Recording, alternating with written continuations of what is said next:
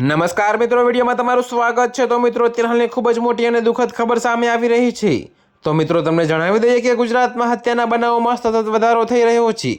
તો જૂનાગઢના વિસાવદરના શોભાવડલામાં double મર્ડરનો case સામે આવ્યો છે। જો કે મિત્રો, સગીર ભાઈએ જ મોટા ભાઈ અને ભાભીની હત્યા કરી નાખતા ચકચાર મચી જવા પામી છે।